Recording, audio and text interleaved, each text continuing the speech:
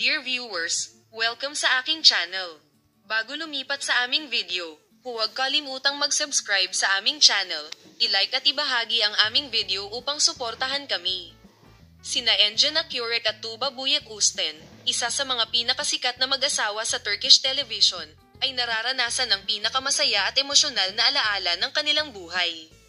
Ang labis na saya at emosyong naranasan nila nang marinig ang mga unang salita ng kanilang sanggol, na ipinanganak noong nakaraang taon, ay lalong nagpalalim sa relasyon ng mag-asawa. Ang mahimalang sandali ng pagiging magulang nina Engin at Tugba ay naging isang hindi malilimutang karanasan.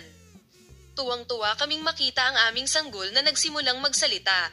Habang dinadaanan ng sikat na mag-asawa ang prosesong ito, ibinahagi nila sa mundo ang kanilang matinding emosyon.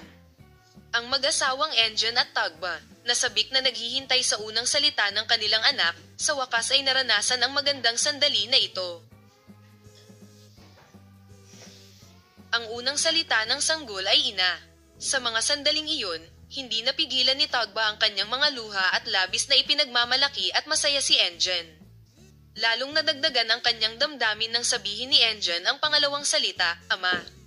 Inaabangan namin ang sandaling ito ay tuwang-tuwa ako nang sabihin ni Dot si nanay sa unang pagkakataon.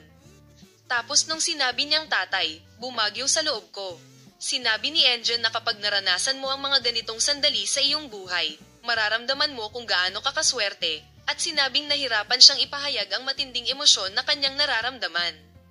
Sinabi rin ni Tuba Büyük Üstün na nakadama siya ng malaking karangalan at kaligayahan dahil ang unang salita ng kanyang sanggol ay ina. Mga minamahal na manonood, patuloy naming ipapakita sa inyo ang mga espesyal na video at pinakabagong balita nina Engin Akyurek at Tugba Büyük Üstün. Panatilihin ang panonood sa aming channel.